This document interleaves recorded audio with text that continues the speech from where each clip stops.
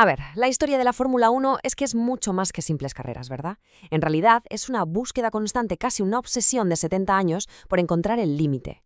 Y no solo el límite de la velocidad, sino también el de la tecnología, e incluso el de la propia resistencia humana.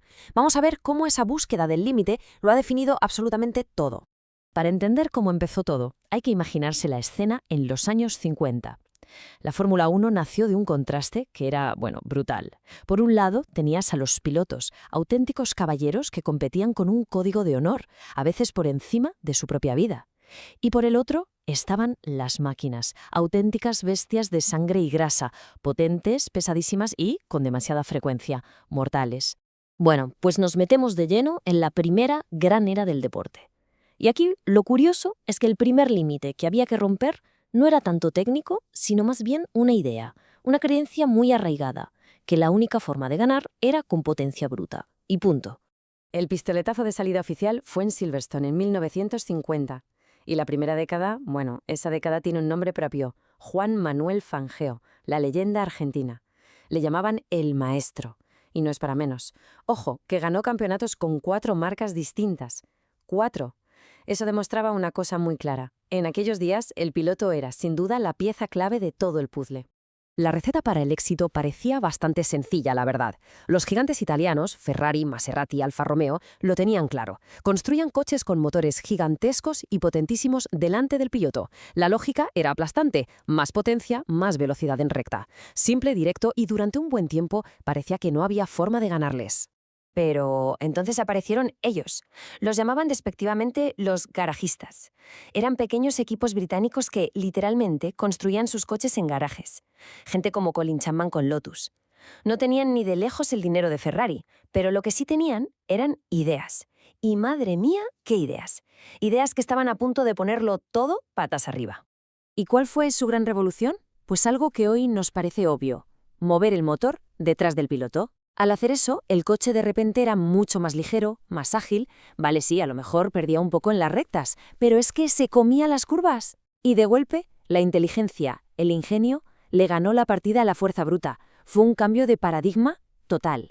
A ver, si los 60 fueron la década del ingenio, lo que vino después fue una auténtica locura.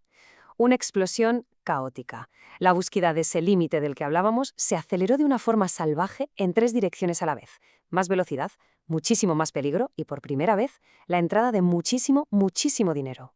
Vale, el motor ya estaba en su sitio, detrás del piloto. Problema resuelto. Pero claro, esto abrió la puerta a una nueva pregunta fundamental para los ingenieros.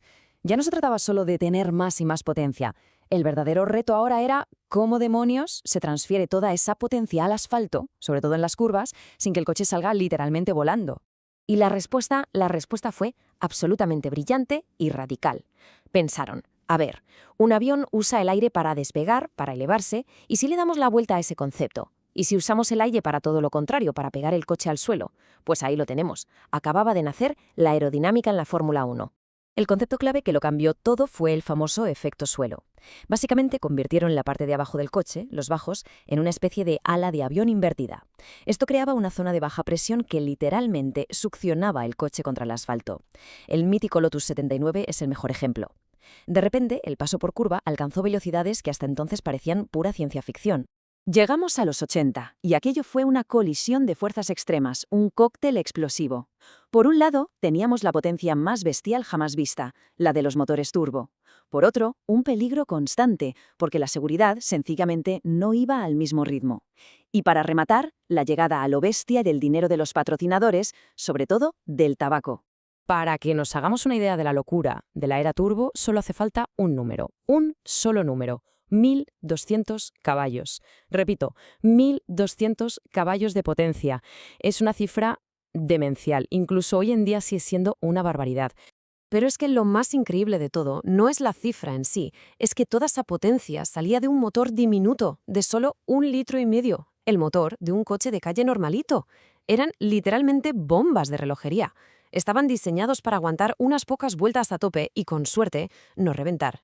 Claro, una era tan extrema necesitaba pilotos que estuvieran a la altura. Y vaya si los hubo.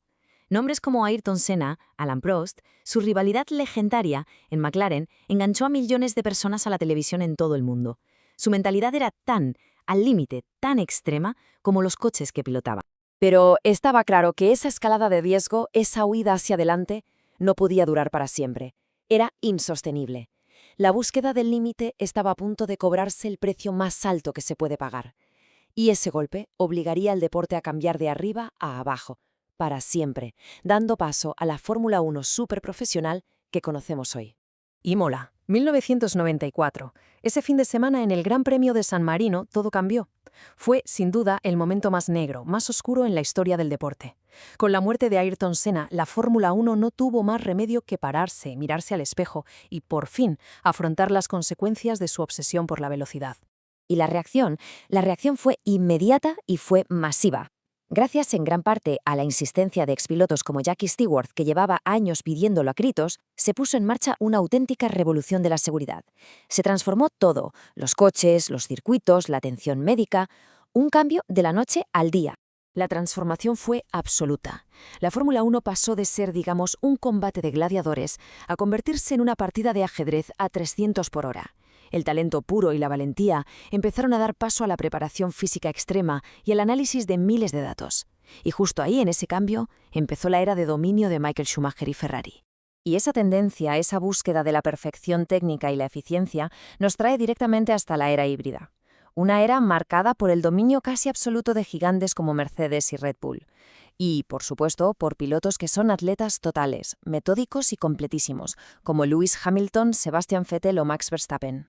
Claro, que tanto nivel de perfección y tecnología trajo consigo un problema enorme: el dinero. La escalada de gastos era tan bestia que amenazaba con romper la competición. Para evitar que solo los equipos más ricos pudieran ganar, la F1 introdujo su límite más reciente. Pero esta vez no es un límite técnico, sino financiero, el límite presupuestario. La idea es intentar igualar un poco las cosas.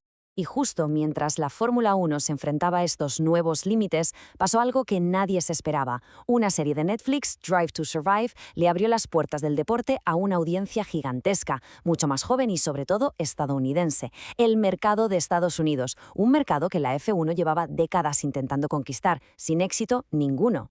Así que, aquí estamos.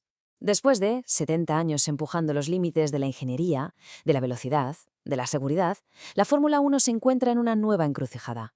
Ahora los nuevos horizontes se llaman sostenibilidad, igualdad financiera. Y la pregunta, claro, queda en el aire. ¿Cuál será la próxima barrera?